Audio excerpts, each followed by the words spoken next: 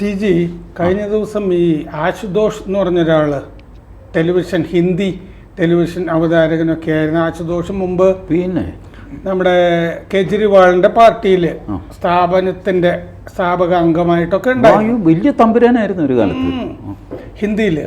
ഡൽഹി പോയി കഴിഞ്ഞാൽ അയാൾ തൊഴുതിട്ട് വേറെ ആരെയും കാണാൻ പറ്റുള്ളായിരുന്നു. അപ്പൊ ആശുതോഷിന്റെ ഒരു ലേഖനം ഡൽഹിയിൽ നിന്നിറങ്ങുന്ന ഇന്ത്യൻ എക്സ്പ്രസ്, അതിന്റെ സബ്സ്ക്രൈബറാണ് ഞാൻ. തരക്കേടില്ലാത്ത പത്രമാണ്. ബാക്കി ഇവിടുത്തെ പത്രങ്ങളെ പറ്റി വലിയ അഭിപ്രായം ഇല്ലാത്തതുകൊണ്ടാണ് അതിന്റെ സബ്സ്ക്രൈബറാണ് ഓൺലൈൻ. അതിലൊരു ലേഖനം ആശുതോഷ് ഇന്നലെ എഴുതിയിരുന്നു. അതിങ്ങനെ പറഞ്ഞ് വന്നിട്ട് ഇതിൻ്റെ ചരിത്രമൊക്കെ പറഞ്ഞിട്ട് ആശുതോഷ് പറയുകയാണ് ഇയാളെ പറ്റിയിട്ട് ബ്ലാസ്റ്റ് ചെയ്യാണ് കേജ്രിവാളിനെ. Lack of sense of history, absence of vision for rebuilding the nation. അങ്ങനെ കേജ്രിവാൾ ഒരു ഡിസപ്പോയിൻമെൻ്റ് ആയിട്ട് നിൽക്കുകയാണ്. നേരത്തെ രാജിവെച്ച് പോകേണ്ടതായിരുന്നു. എന്താണ് ടി ജിക്ക് ഇവർ തമ്മിലുള്ള ഇക്വേഷനെ പറ്റി തോന്നുന്നത്? ഈ പറയുന്ന ഒരു സത്യമാണോ? ഫസ്റ്റ് ഒരു കാര്യം ഞാൻ ഇത് വേറെ ആരോ എഴുതി കൊടുത്തതാണ്. ഈ ആശുതോഷിന് ഈ വലിയ വലിയ വാക്കുകളൊന്നും അറിഞ്ഞുകൂടാ. അയാളൊരു ഹിന്ദി ആങ്കർ ഇതായിരുന്നു, ചാനലിലാണ് പ്രവർത്തിച്ചത്. ഇംഗ്ലീഷ് അറിയാമല്ലോ. ഇപ്പോഴും സംസാരിക്കുമ്പോൾ അയാൾ ഈ ഒരു സംശയം ഉണ്ടായി, പൊട്ട ഇംഗ്ലീഷാണ്. അപ്പോൾ മാത്രമല്ല ഇന്ത്യൻ എക്സ്പ്രസ്സിൽ, അത് തെക്കൻ ഇന്ത്യൻ എക്സ്പ്രസ് ആണെങ്കിലും വടക്കനാണെങ്കിലും, അതിൽ എഡിറ്റ് പേജിൽ ലേഖനം എഴുതാനും മാത്രമുള്ള സ്റ്റേച്ചർ ഈ ആശുതോഷിനില്ല. തലയ്ക്ക് വിളിയുള്ള ആരും അവനെ എൻ്റർടൈൻ ചെയ്തില്ല. ഇപ്പോൾ ഇത് സംഭവിച്ചു എന്ന് പറഞ്ഞു കഴിഞ്ഞാൽ ഇന്ത്യൻ എക്സ്പ്രസിൻ്റെ വിവേക് ഗോയങ്കയുടെ കയ്യോ കാലോ പിടിച്ച് എങ്ങനെയെങ്കിലും എൻ്റെ പൊന്നു ചേട്ടാ ഇവനെ ഒന്ന് അഡ്രസ്സില്ലാതെ പോയി, അവനും ഒരു മാധ്യമ പ്രവർത്തകനല്ലേ എന്തെങ്കിലും എന്നൊക്കെ പറഞ്ഞ് കരഞ്ഞ് ശരി. അപ്പോൾ ഇംഗ്ലീഷ് അറിയാൻ ആരെക്കൊണ്ടെങ്കിലും എഴുതിച്ചു കൊണ്ടുവന്നു. ഇയാളെ ഏതെങ്കിലും പ്രൊഫസറെ ആരെങ്കിലും കണ്ടിട്ട് ഈ സാധനമൊക്കെ ഫാക്റ്റൊക്കെ പറഞ്ഞു കൊടുക്കും. ബാക്കി അവർ നല്ല ലേഖനമാക്കിയിട്ട് ഇത് കൊണ്ടുപോയിട്ട് ഇതിൽ പ്രീതിപ്പെടണം എന്നൊക്കെ ഇന്ത്യൻ എക്സ്പ്രസ്സിൽ പറഞ്ഞ് വരുത്തിച്ചതാണ്. അല്ലാതെ ഈ പറഞ്ഞ മാതിരി ഒരു വെങ്കുവല്ല ഈ ആശുതോഷ്. അയാളെ പറ്റിയിട്ടുള്ള പുച്ഛം അങ്ങനെ നിൽക്കട്ടെ. പക്ഷെ അയാൾ പറഞ്ഞ ഈ lakh of sense of history എന്ന് പറഞ്ഞ സംഭവം, ചരിത്രബോധം കേജ്രിവാളിനില്ല എന്ന് പറയുന്നത് സത്യമാണോ? അങ്ങനെ ഒരു ചരിത്രബോധം ഇപ്പോൾ പിണറായി വിജയൻ ഇതൊക്കെ പറഞ്ഞില്ലേ, ഇപ്പോൾ ജയ് ഹിന്ദിൻ്റെ കഥയൊക്കെ, ഭാരത് മാതാ കി ജയ്. പിണറായി വിജയനും ചരിത്രബോധമൊന്നുമില്ലല്ലോ. അപ്പം അതൊരു രാഷ്ട്രീയക്കാരനൊരു യോഗ്യതയായിട്ടല്ലേ വരിക, ചരിത്രബോധം ഇല്ലായിക. അല്ല, രാഷ്ട്രീയക്കാരന് ചരിത്രബോധം വലുതായിട്ട് വേണ്ട. മാത്രമല്ല ചരിത്രബോധം പലപ്പോഴും ഒരു ഭാരമായിട്ട് തീരും. മനസ്സാക്ഷി കുത്തായിട്ട് രാത്രി കിടക്കാൻ, ഈശ്വര എൻ്റെ കാരണവന്മാർ പറഞ്ഞതിന് വിരുദ്ധമായിട്ടാണല്ലോ ഞാനിപ്പോൾ പറയുന്നതും പ്രവർത്തിക്കുന്നു നോക്കുക. അതേസമയം ചരിത്രബോധം ഇല്ലയെന്ന് വെച്ചോ, ഇന്നലെ കഴിഞ്ഞത് മറന്നു, ഇന്നാണ് ഫ്രഷായിട്ട് ലിവിങ് ഇൻ ദ പ്രസൻറ്റ് എന്നൊക്കെ സൈക്കോളജിസ്റ്റുകൾ പറയുമല്ലോ. അപ്പോൾ കഴിഞ്ഞത് മറന്നു. അതുകൊണ്ട് യാതൊരു കുറ്റബോധവുമില്ല, ഒന്നുമില്ല, മനസാക്ഷിയില്ല, മണ്ണാങ്കട്ടയില്ല, സുഖമായിട്ട് ജീവിക്കാം. രാഷ്ട്രീയക്കാരന് ചരിത്രബോധം ഇല്ലാതിരിക്കുന്നതാണ് നല്ലത് അവൻ്റെ വിജയത്തിന്. അങ്ങനെയാണ് രാഷ്ട്രീയം തന്നെ പോകുന്നത്. പണ്ടത്തെ രാഷ്ട്രീയമല്ലേ ഇപ്പോൾ. രാഷ്ട്രീയം എന്ന് പറഞ്ഞു കഴിഞ്ഞാൽ വേറൊരു ടൈപ്പാണ്. അങ്ങനെയുള്ളവർക്ക് ചരിത്രബോധം വലിയൊരു ബാധ്യതയാണ് സാർ. പിന്നെ ഈ ആശുതോഷ് അതിൽ പറയുന്നത് രാഷ്ട്രപതി ഭരണം, ഇങ്ങനെ ജയിലിൽ നിന്നൊക്കെ ഇവൻ ഭരിച്ചുകൊണ്ടിരുന്നാൽ രാഷ്ട്രപതി ഭരണം വരാം. അത് ഒരു പോസിബിലിറ്റി ആയിട്ട് എനിക്ക് തോന്നിയിരുന്നു. ഈ കോപ്രായം കുറേ നാളൊന്നും നടക്കാൻ പറ്റില്ല. കാരണം ലഫ്റ്റനൻറ്റ് ഗവർണറുമായിട്ടൊക്കെ മുഖ്യമന്ത്രി ഇടയ്ക്കിടയ്ക്ക് കൂടിക്കാഴ്ചയൊക്കെ നടത്തേണ്ട കാര്യമൊക്കെ ഉണ്ട്. ജയിലിൽ കിടക്കുന്ന ഒരുത്തിനൊന്നും പറ്റില്ല. പക്ഷേ ഈ ഡൽഹി സ്റ്റേറ്റ് ആയല്ലോ, അതിന് മുമ്പത്തെ അവസ്ഥയിലേക്ക് ചിലപ്പോൾ തിരിച്ചു പോകാം എന്നുകൂടി ആശുതോഷ് എഴുതുന്നുണ്ട്. അതൊരു മണ്ടത്തരല്ലേ? അല്ല, അതൊരു ആഗ്രഹമാണ്. മണ്ടത്തരമാണെങ്കിലും ഒരുപാട് പേര് നമ്മളുടെ സോ കോൾഡ് റൈറ്റ് വിങ് എന്ന് പറയുന്നവർ പോലും എന്തുകൊണ്ട് ഡൽഹി ഒരു യൂണിയൻ ടെറിട്ടറി ആയിക്കൂടാ പഴയതുപോലെ? അത് ഒരു ജനാധിപത്യ വിരുദ്ധമായ ചിന്താഗതിയാണ്. ഈ കാശ്മീരിൽ ആർട്ടിക്കിൾ 370 വന്നപ്പോൾ പാർട്ട് അവർ യൂണിയൻ ടെറിട്ടറി ആക്കി മാറ്റിയല്ല. അപ്പോൾ അതിനുശേഷം റൈറ്റ് വിങ്ങിൽ നിന്ന് ഇങ്ങനെ ഒരു ആവശ്യം ഞാൻ കേട്ടത് കേരളത്തെ പറ്റിയാണ്. പിടിച്ചത് യൂണിയൻ ടെറിട്ടറി ആക്കി പ്രഖ്യാപിക്കണം. യുവന്മാരുടെയൊക്കെ അഹങ്കാരത്തിന് അങ്ങനെ ചെയ്യരുത്. നമ്മൾ ഒരു ഡിസ്ട്രസ് സിറ്റുവേഷൻ വന്നു എന്ന് വിചാരിച്ച് ഡെമോക്രസി വേണ്ട എന്ന് തീരുമാനിക്കരുത്. അതൊരു ശരിയായ കാര്യമല്ല. നമുക്ക് ഓർഡർ നഷ്ടപ്പെട്ടാൽ ഓർഡർ കൊണ്ടുവരണം. ലോ ആൻഡ് ഓർഡർ ഇല്ല, ആളുകൾ തമ്മിലടിക്കുന്നു. നമ്മുടെ ചുമതല ലോ ആൻഡ് ഓർഡർ തിരിച്ച് എസ്റ്റാബ്ലിഷ് ചെയ്യുക, റൂൾ ഓഫ് ലോ എസ്റ്റാബ്ലിഷ് ചെയ്യുകയാണ്. അല്ലാതെ എല്ലാവരെയും വെടിവെച്ച് കൊന്നിട്ട് ഞാൻ മാത്രം മതി ഇവിടെ, അപ്പോൾ പിന്നെ വഴക്കില്ല.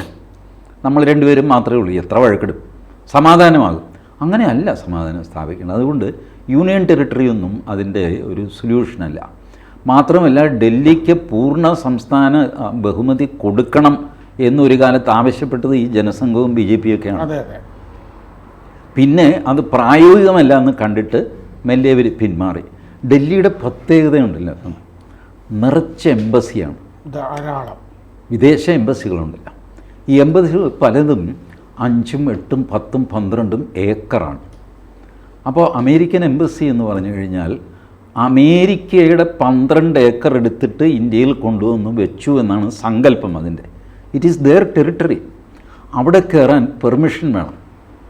ഇപ്പോൾ ഡൽഹി പോലീസ് കേന്ദ്ര സർക്കാരിന് കേജ്രിവാളിന് കൊടുക്കരുതോ, മറ്റ് സംസ്ഥാനങ്ങളിലൊക്കെ അവരെ അതാത് മുഖ്യമന്ത്രിമാരില്ലേ നോക്കുന്നതൊക്കെ പറയും. ഡൽഹി അങ്ങനെ കൊടുക്കാൻ പറ്റില്ല. ഡൽഹി പോലീസിലെ ഒരുത്തൻ ഈ എംബസിയിലേക്ക് അതിക്രമിച്ച് കയറിയാൽ അതൊരു അന്താരാഷ്ട്ര വിഷയമാണ്, വലിയ പ്രശ്നമാണത്. ഇതുപോലെ 190 രാജ്യങ്ങളുടെ എംബസികളാണ് ഡൽഹിയിലുള്ളത്. അപ്പോൾ ഇതെല്ലാം കൂടെ സെൻറ്ററിൻ്റെ കീഴിൽ, വിദേശ നയം സെൻറ്ററാണല്ലോ തീരുമാനിക്കുന്നത്. അപ്പോൾ ഒരു സ്ഥലത്ത് ഒരു ഇൻവെസ്റ്റിഗേഷന് വേണ്ടി കയറണം, ജർമ്മൻ എംബസിയിൽ കയറണം. അതിന് പ്രോട്ടോക്കോളുണ്ട്, പ്രൊസീജിയറുണ്ട്. വെറുതെ ഒരു പോലീസുകാരൻ ചെന്നിട്ട് നമ്മുടെയൊക്കെ വീട്ടിൽ ചുമ്മാ കയറി വരാമല്ലോ പോലീസ്, അങ്ങനെ പോകാൻ പാടില്ല. So it has to be with the centre. അതേസമയം ഡൽഹിയിലെ ജനങ്ങൾക്ക് മറ്റ് ജനങ്ങൾക്കുള്ള പോലെ ജനാധിപത്യം എന്നും നമ്മൾ വിളിക്കുന്ന അല്പസ്വല്പം സിന്ദാബാദ് വിളിക്കാനും അലമ്പുണ്ടാക്കാനും കച്ചറ ഉണ്ടാക്കാനും ഒക്കെയുള്ള സ്വാതന്ത്ര്യം വേണം. മറ്റു രാജ്യങ്ങൾ അവിടെ ഉണ്ടെന്ന് വിചാരിച്ച് ഈ രാജ്യത്തുള്ളതിന് ശ്വാസം വിടണ്ടേ, അല്പം അലമ്പൊക്കെ ഉണ്ടാക്കേണ്ടത്. അതാണല്ലോ ജനാധിപത്യത്തിൻ്റെ ഇത്. സ്റ്റുഡൻസ് യൂണിയൻ, അത് ജാഥ, കല്ലേറ്, ഇതൊക്കെ ചെയ്യണം. അപ്പോൾ ഇതിനുള്ള ഒരു ലിമിറ്റഡ് സ്വാതന്ത്ര്യം കൊടുക്കുകയും വേണം. അങ്ങനെയാണ് ഇതൊരു യൂണിയൻ ടെറിട്ടറി അല്ല, എന്നാൽ ഫുൾ സ്റ്റേറ്റ്ഹുഡ് ഇല്ല. ഹമാസിന് വേണ്ടിയിട്ട് പിണറായി വിജയനും MA ബേബി, യെച്ചൂരി ഇവരൊന്നും ഇസ്രയേൽ എംബസിയുടെ മുമ്പിൽ ഒരു പ്രകടനം നടത്തി കണ്ടില്ല. വെട്ടിവെച്ച് കൊന്നുകളയും. ഇവിടെ കിടന്ന് കളിക്കുന്ന പോലെയല്ല.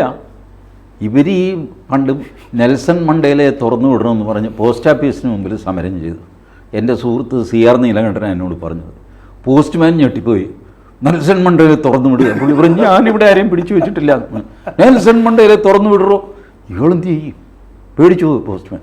ഇതുപോലത്തെ കലാപരിപാടിയൊക്കെ ഇവിടെയുണ്ട്. പക്ഷേ ഇത് കൊണ്ടുപോയിട്ട് ഇസ്രായേൽ എംബസിയുടെ മുമ്പിൽ ഒറ്റ വെടി വെച്ച് കൊന്നു കഴിഞ്ഞാൽ അവരോട് ചോദിക്കാൻ പോലും പറ്റില്ല. അവർ പറയും, we perceived threat and we kill them, that is all.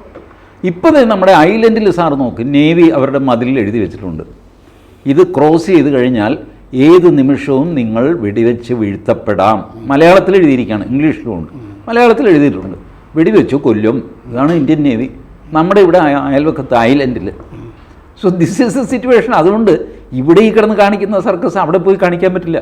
പക്ഷേ ഒരു ധീരതയുടെ പേരിൽ അങ്ങനെ ചെയ്യാമായിരുന്നു. അങ്ങനെ ധീരത കാണിച്ച് സമ്മാനം പോയി മേടിക്കുന്ന ആരെങ്കിലും ഉണ്ടോ എന്ന് നോക്കട്ടെ. അത്ര വലിയ മണ്ടൻ ഉണ്ടോ എന്നറിയില്ല. അങ്ങനെ ആരെങ്കിലും ചെയ്തെന്ന് വരും. മുഹമ്മദ് റിയാസൊക്കെ അങ്ങനെ ചെയ്യുന്നവരാണ്. ആമസോൺ കോഡുകളിൽ തീ പിടിച്ചു എന്ന് പറഞ്ഞിട്ട് അവിടെ ഡൽഹിയിൽ എന്തോ പരിപാടി നടത്തിയ പുള്ളി ഏതോ എംബസിയുടെ മുമ്പിലായിരുന്നത്. പിന്നെ അവർ മര്യാദക്കാരായതുകൊണ്ട് പിടിച്ചുകൊണ്ട് പോടെ ആ ചെറുക്കനെ എന്ന് പറഞ്ഞിട്ട് പറഞ്ഞു. കാരണം അവർക്കൊരു ബോധമുണ്ടല്ലോ, ഇവന് ബോധമില്ല, വേറെ കാര്യം. അവർക്കൊരു ബോധമുണ്ട്. എന്താ സംഭവം ചോദിച്ചു. അത് കമ്മ്യൂണിസ്റ്റുകാരൻ. അയ്യോ വിവരമില്ലാത്ത പിടിച്ചു മാറ്റി പോലീസുകാരനോടും പറഞ്ഞിടാൻ വേണ്ടി വെടിയൊന്നും വയ്ക്കരുത്, ഭ്രാന്ത് കയറിയിരിക്കുകയാണ്. അത് സാഹചര്യം ഭ്രാന്തനെ ആരും വെടിവെക്കില്ല, പിടിച്ചു മാറ്റിയല്ലേ ഉള്ളൂ. അങ്ങനെ പിടിച്ചു മാറ്റിയതാണ്. ഈ രാഷ്ട്രപതി ഭരണം വരാൻ സാധ്യതയുണ്ടോ? ഇവൻ ഈ കോപ്രായം, ഇവന്റെ പെണ്ണും പിള്ള എല്ലാ ദിവസവും ഇപ്പൊ വീഡിയോയിലും ഇവൻ വട്ടനാണ് സാർ. എന്താ ഈ രാഷ്ട്രപതി ഭരണം എന്ന് വെച്ചാൽ വിചാരിക്കുന്നത്? ഇപ്പോൾ കേരളത്തിൽ പിണറായി വിജയന് 356 വകുപ്പ് അനുസരിച്ച് പിരിച്ചുവിട്ട് കഴിഞ്ഞാൽ ഇവിടെ രാഷ്ട്രപതി ഭരണമാണ്. ഡൽഹിയിൽ എന്ത് രാഷ്ട്രപതി ഭരണം? ഇപ്പൊ തന്നെ ലഫ്റ്റനന്റ് ഗവർണറുടെ കീഴിലാണ് ഡൽഹി. ഈ ചെറുക്കം കുറെ വാചകടിക്കുന്നുണ്ട് എന്നുള്ള ആരെയും എന്ത് വിലയാണ് കേജ്രിവാളിന്? കേജ്രിവാൾ ഇയാളൊരു ഈ റോക്ക്ഫെല്ലർ ഫൗണ്ടേഷൻ്റെ മാക്സസെ അവാർഡ് വാങ്ങിച്ച എല്ലാ ചരക്കിനെയും സാർ നോക്കിക്കോ. ഈ കേജ്രിവാൾ, നമ്മുടെ രഘുറാം രാജൻ മാക്സസെ അവാർഡായിരുന്നു. നമ്മുടെ TM കൃഷ്ണ മാക്സസെ അവാർഡ്. എല്ലാം ഈ മാക്സസെയാണ്. അരുന്ധതി റോയ് മാക്സസെയാണ്.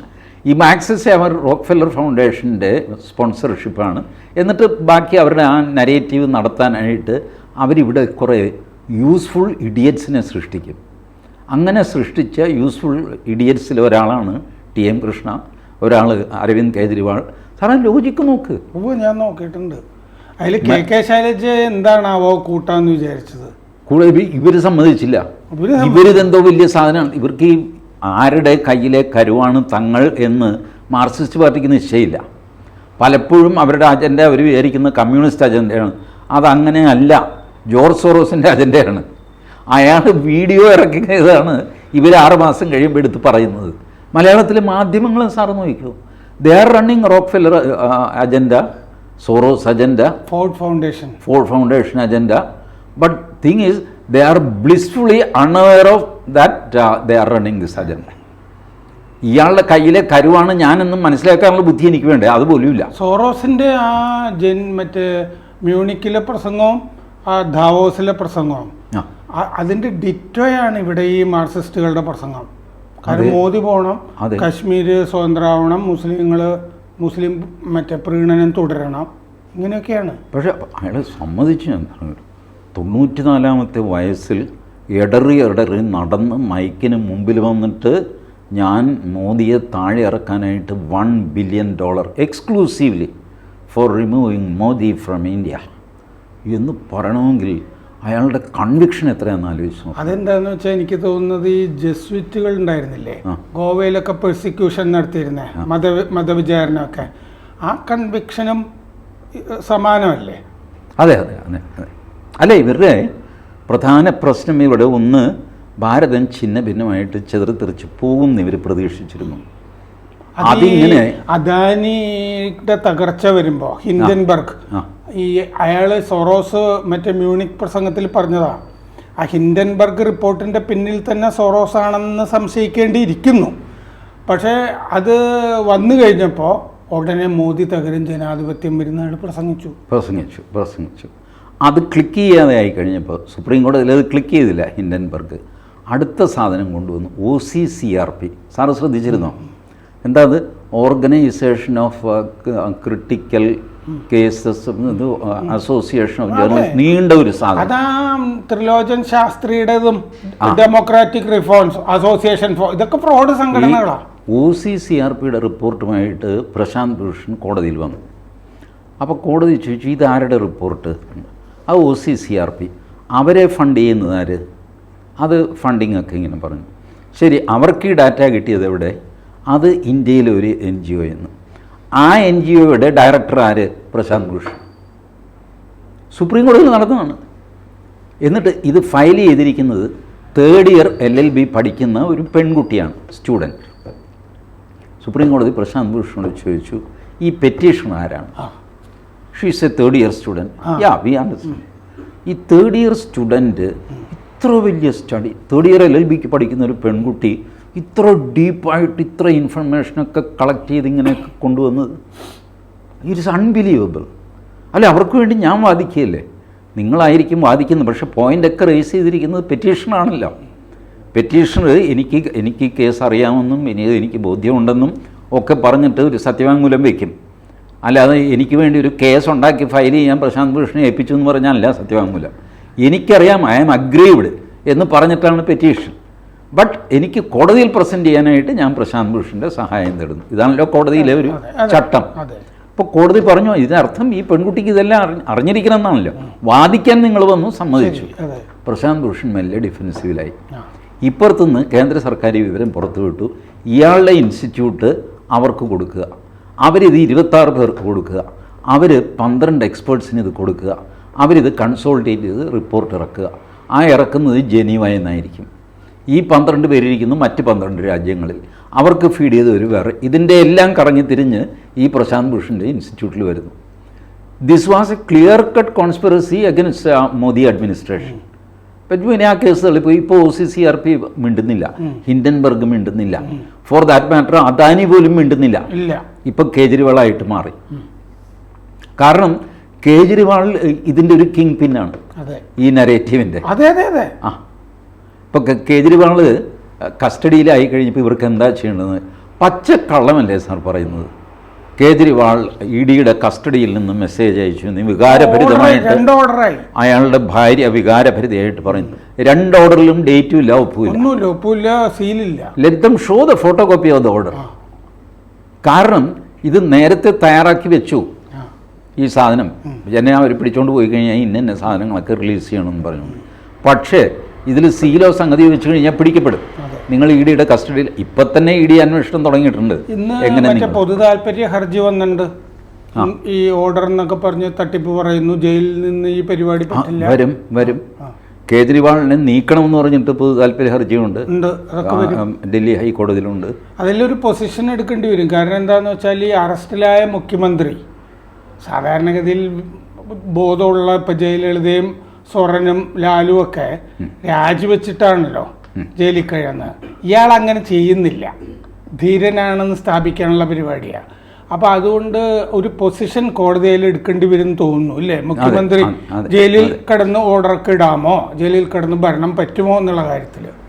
സാർ ഇന്നിപ്പോൾ നമ്മൾ വെയിറ്റ് ചെയ്യുന്ന ഓർഡർ അത് വരുന്നില്ല. 4 മണിക്ക് വരും എന്ന് പറഞ്ഞു, 5 മണിയായി 5:30 ഇതുവരെ വരുന്നില്ല. ഇൻ്ററിം ഓർഡറാണ്. ഇവർ ചലഞ്ച് ചെയ്തിരിക്കുന്നത് എന്താണെന്നറിയാമോ? കേജ്രിവാളിന് ജാമ്യം വേണമെന്നൊന്നുമല്ല. The very arrest and remand is illegal. That goes against the spirit of the constitution. That is violating the basic structure of the constitution. It is daylight murder of democracy. Therefore, ഈ arrest cancel ചെയ്ത് remand cancel ചെയ്തിട്ട് originally status കോ ആൻറ്റിയെ കൊണ്ടുവരണം. ഇതാണ് സിംഗ്വി വാദിക്കുന്നത്. അല്ലാതെ ജാമ്യത്തിന് വേണ്ടിയിട്ടൊന്നുമല്ല. ജാമ്യമാണെങ്കിൽ ചിലപ്പോൾ കൊടുത്തു വിട്ടേനെ. മാത്രമല്ല ഇവർ ഈ ജാമ്യം കിട്ടും ഇത്ര ഈസി. ഇതേ സിംഗ്വിയും കപിൽ സിബലുമൊക്കെയാണ് വാദിച്ചത് മനീഷ് സിസോദിയയ്ക്ക് വേണ്ടിയിട്ട്. കക്ഷി പുറത്തിറങ്ങിയിട്ടില്ല. മാസം എത്രയായി? അതിനു മുമ്പ് സഞ്ജയ് സിംഗ്. അത് ഈ സിംഗ്വിക്ക് അങ്ങനെ ഒരു പാരമ്പര്യം ഉണ്ട്. പുള്ളി വാദിച്ചു കഴിഞ്ഞാൽ കേസ് തോക്കും. സാറേ ഇത് ആര് വാദിച്ചു കഴിഞ്ഞാലും ജയിക്കുന്ന കേസല്ല. ഇത് they are defending the indefensible. PMLA act വെച്ച് ചക്ര പൂട്ടിട്ട് ED പൂട്ടിക്കഴിഞ്ഞാൽ it is very difficult to get bail. Very difficult. Actually stringent conditions ആണ്. ഒരാളെ നിങ്ങൾ അറസ്റ്റ് ചെയ്യുകയാണെങ്കിൽ അതിൻ്റെ കാരണം മുഴുവൻ എഴുതി ബോധ്യപ്പെടുത്തി ഒപ്പിട്ട് സീൽ വെച്ച് അയാളെ കൊടുക്കണം. ഇത് കേജ്രിവാളിനെ കൊടുത്തു. കേജ്രിവാളിൻ്റെ ഭാര്യയുടെ നിന്ന് അക്നോളജ്മെൻറ്റ് വാങ്ങിച്ചു. എന്നിട്ടാണ് കേജ്രിവാളിനെ അറസ്റ്റ് ചെയ്യുന്നത്. So they have completed every procedure. ഈ പ്രൊസീജിയർ ലെയ്ഡ് ഔട്ട് ചെയ്ത് സുപ്രീം കോടതിയാണ്. പങ്കജ് ബൻസൽ എന്ന് പറഞ്ഞ് ഫേമസ് ഒരു കേസ് ഉണ്ടായി.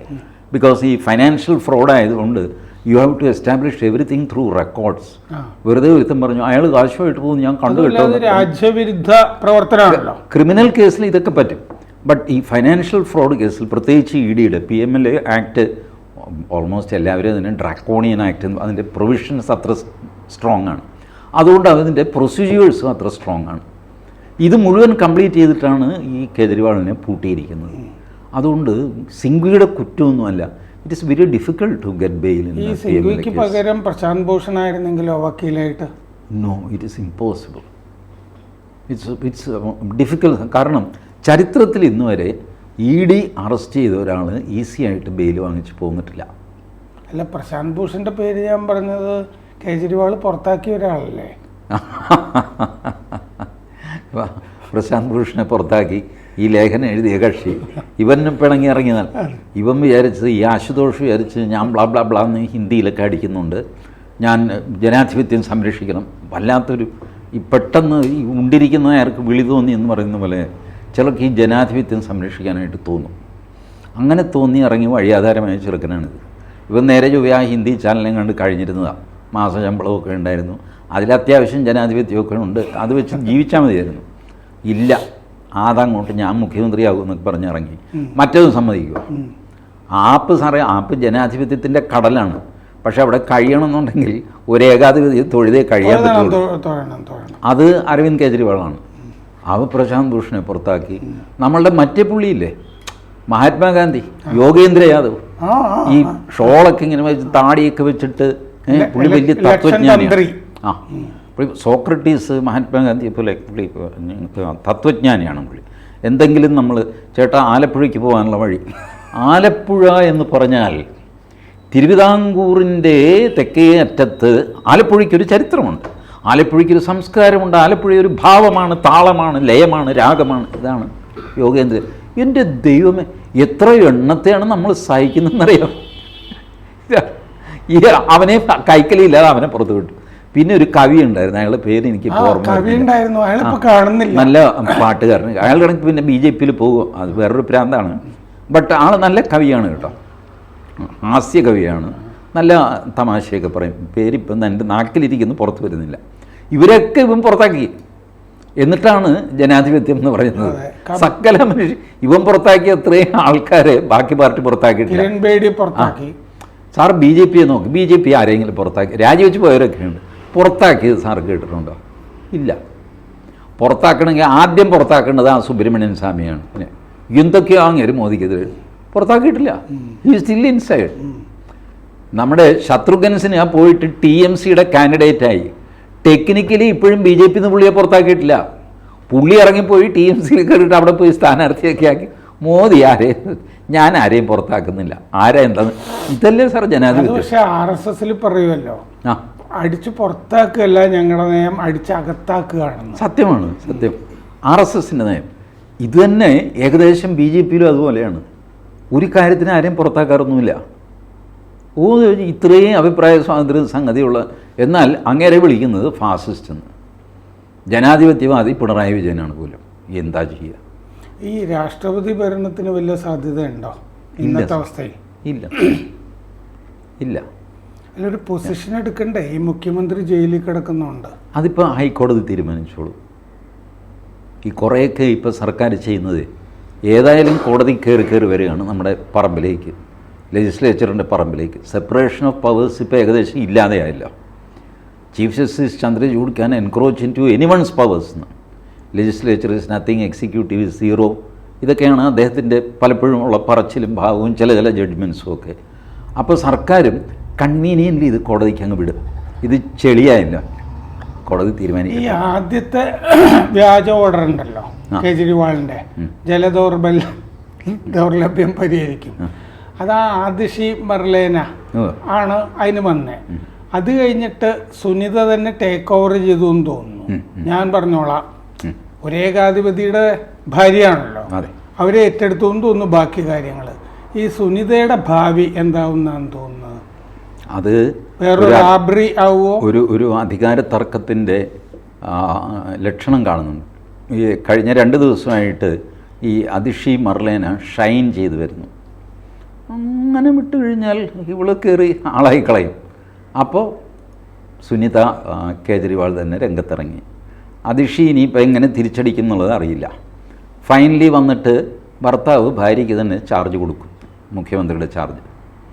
6 മാസം കഴിഞ്ഞ് എവിടെയെങ്കിലും ജയിച്ചാൽ മതിയല്ലോ. ഒരാളിനെ രാജിവെപ്പിച്ച് അവിടെ മത്സരിച്ച് ജയിക്കുക. പൊതുവെ ആപ്പിൻ്റെ ഭാവി എന്താണ്? ഭാവി ഈ പറഞ്ഞ റോക്ക്ഫെല്ലർ ഫൗണ്ടേഷൻ ഇവരൊക്കെ തീരുമാനിക്കും. കനേഡിയൻ സർക്കാർ അവരൊക്കെ തീരുമാനിക്കും. അല്ല, അവർക്ക് ഇങ്ങനൊരു ആളെ ഇവിടെ ആവശ്യം ഉണ്ടല്ലോ. ഉണ്ട്. അയാൾ ഫെയിൽ ചെയ്തോ ഇല്ലയോ എന്നുള്ള വിലയിരുത്തൽ എന്തായിരിക്കും അവരുടെ? കുറച്ചുകൂടെ അവർ ട്രൈ ചെയ്യും. കാരണം ഇതുവരെ അവർ ട്രൈ ചെയ്തത് രാഹുൽ ഗാന്ധിയെ വെച്ചിട്ടാണ്. അവൻ ഫെയിലിയർ ആയിരുന്നു. 2 പേരുടെ സാർ ആലോചിച്ച് നോക്ക്. രാഹുൽ ഗാന്ധി തുമ്മിയാൽ BBC വാർത്ത വരും. ഇപ്പോൾ വരുന്നില്ല. ഇപ്പോൾ കേജ്രിവാളിനാണ് മുമ്പ് മറ്റേ വത്തിക്കാനിൽ പോപ്പ് തുമ്മിയാലാണ് വന്നുകൊണ്ടിരുന്നത്. അല്ല, ഈ ഇറ്റലിയിലല്ലേ കേജ്രിവാൾ എന്ത് പറഞ്ഞു കഴിഞ്ഞാലും BBC റിപ്പോർട്ട് ചെയ്യും, വാഷിങ്ടൺ പോസ്റ്റ് റിപ്പോർട്ട് ചെയ്യും, വാൾ സ്ട്രീറ്റ് ജേർണൽ റിപ്പോർട്ട് ചെയ്യും. What is this? അല്ല, അമേരിക്കയും ജർമ്മനിയും പറഞ്ഞില്ലേ, അമേരിക്കയും ജർമ്മനിയും ഞങ്ങൾ വിലയിരുത്തിക്കൊണ്ടിരിക്കുകയാണെന്ന്. അവരുടെ ആളാണല്ലോ. അതേസമയം കുറച്ചു കാലം മുമ്പ് സോണിയാഗാന്ധിയെയും രാഹുൽ ഗാന്ധിയെയും ED സമൻസ് അയച്ച് വരുത്തി. അവർ പക്ഷേ ഒരു കാര്യം ചെയ്തു കേട്ടോ, they did not evade the summons. 2 പേരും പോയി 5 മണിക്കൂർ സോണിയാഗാന്ധി മൊഴി കൊടുത്തു. രാഹുൽ ഗാന്ധി 6 മണിക്കൂറോ മറ്റോ കൊടുത്തു. 1-2 അസൗകര്യം പറഞ്ഞു എന്ന് തോന്നുന്നു, ഞാൻ മറ്റന്നാളെ വന്നാൽ മതി, മതി എന്നൊക്കെ പറഞ്ഞു. ഇങ്ങനെ എന്തോ ഉണ്ടായിട്ടുണ്ട്. But they gave statement. Nothing happen. എന്താ ആകാശിടിഞ്ഞു വേണം? അമേരിക്കയ്ക്ക് ജർമ്മനി ആരും ഇടപെട്ടില്ല, ഒന്നും ചെയ്തില്ല. This is the best way Kejriwal could have done this. കഴിഞ്ഞ ഒക്ടോബറിലാണ് ആദ്യത്തെ സമൻസ് പോകുന്നത്. സമൻസ് അയക്കുമ്പോൾ തന്നെ ഞാനിപ്പോൾ വരണോ അതോ നാളെ രാവിലെ വന്നാൽ മതിയോ? ഇച്ചിരി തിരക്കുണ്ട്, അതുകൊണ്ടാണ്. നാളെ രാവിലെ മതി, നമുക്ക് കാണാം. 10 മണിക്ക് പോവുക, ഹാജര്. എന്താ സാറേ ഇത്ര വലിയ കാര്യം? Look at Narendra Modi. CBIക്ക് മൊഴി കൊടുത്തു. ഗുജറാത്ത് ചീഫ് മിനിസ്റ്റർ ആയിരിക്കുമ്പോൾ CBI വിളിച്ചു, CBIക്ക് മൊഴി കൊടുത്തു. സ്പെഷ്യൽ ഇൻവെസ്റ്റിഗേഷൻ ടീം സുപ്രീം കോടതി നേതൃത്വത്തിൽ ആ IPS രാഘവൻ്റെ കമ്മിറ്റി അതിനു മുമ്പിൽ പോയിരുന്ന് മൊഴി കൊടുത്തു. He never define. Thomas Isaac ചെല്ലുന്നില്ല. അതേസമയം ഉമ്മൻചാണ്ടി പോയില്ലേ? ഉമ്മൻചാണ്ടി പോയി 14 മണിക്കൂറോ മറ്റോ സോളാർ ശിവരാജൻ 14 hours റെക്കോർഡാണത്. നിങ്ങൾ മുഖ്യമന്ത്രിയാണെന്ന് വിചാരിച്ചിട്ട് നിങ്ങൾക്ക് പോയി മൊഴി കൊടുത്തു ചോദിച്ചാൽ ഒരു അതോറിറ്റി വിളിക്കുന്നു, go there, finish it off. This could have been done by Kejriwal long back during October 23. അപ്പോൾ ഐസക്ക് പോവാത്ത കുറ്റബോധം കൊണ്ടാണോ? ഇതുപോലെ എന്തെങ്കിലും ഏടാകൂടമായിരിക്കും. ഇത്തവണ അവർ ഹൈക്കോടതിയിൽ ഹൈക്കോടതി അതിൽ കമൻ്റ് ഒന്നും അടിച്ചിട്ടില്ല, 2 ഭാഗത്തെയും വാദം കേട്ട് വെച്ചിരിക്കുകയാണ്.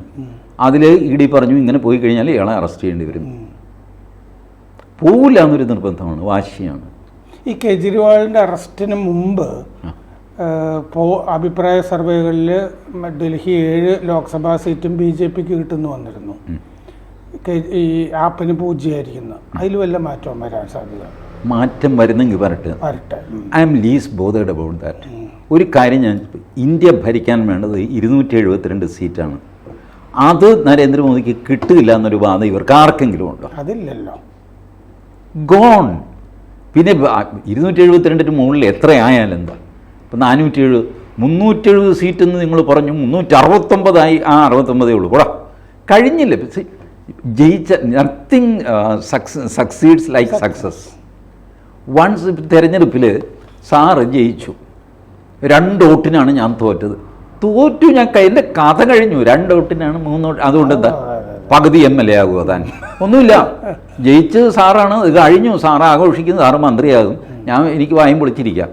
അതുകൊണ്ട് ഞാൻ ഈ സീറ്റ് തർക്കത്തിലേക്കൊന്നും പോകാത്തത് അതുകൊണ്ടാണ്.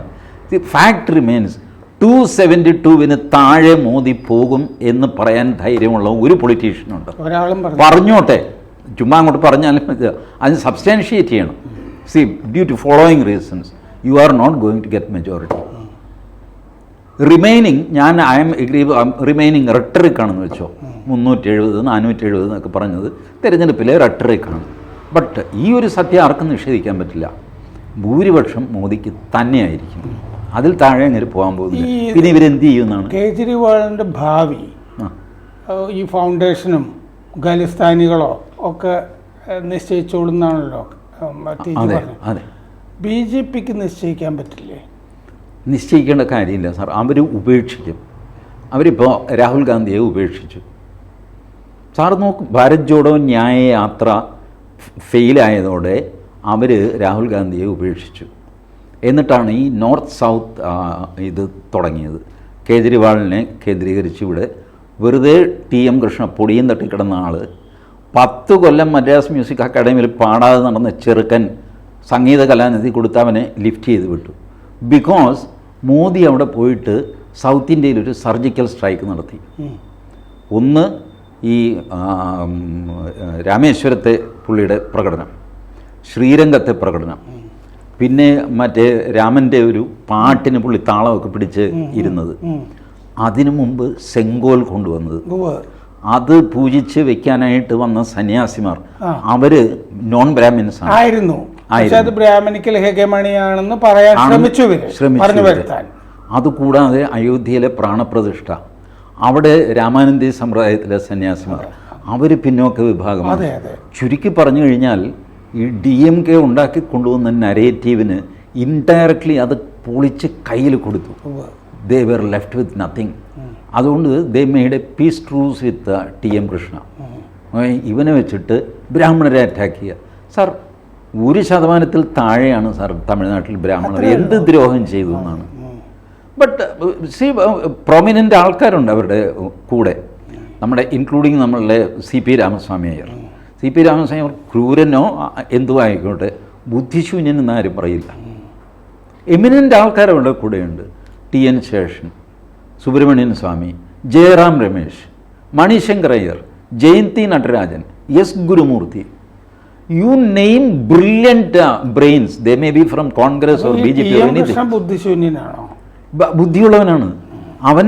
മാക്സസെ അവാർഡ് വാങ്ങി അവർക്ക് വേണ്ടിയിട്ട് കളത്തിലിറങ്ങിയിരിക്കുകയാണ്. അല്ല, TM കൃഷ്ണ ബുദ്ധിശൂന്യനാണോ? ബുദ്ധിയുള്ളവനാണ് അവൻ. മാക്സസെ അവാർഡ് വാങ്ങിച്ച് ഇവർക്ക് വേണ്ടി കളത്തിലിറങ്ങിയിരിക്കുന്നതാണ്.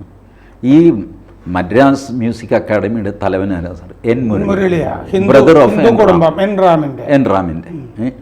എൻ റാമിൻ്റെ ഹിന്ദുവിൽ ബ്രാഹ്മണനല്ലാത്ത ഏതെങ്കിലും ഒരു എംപ്ലോയി ഉണ്ടോ?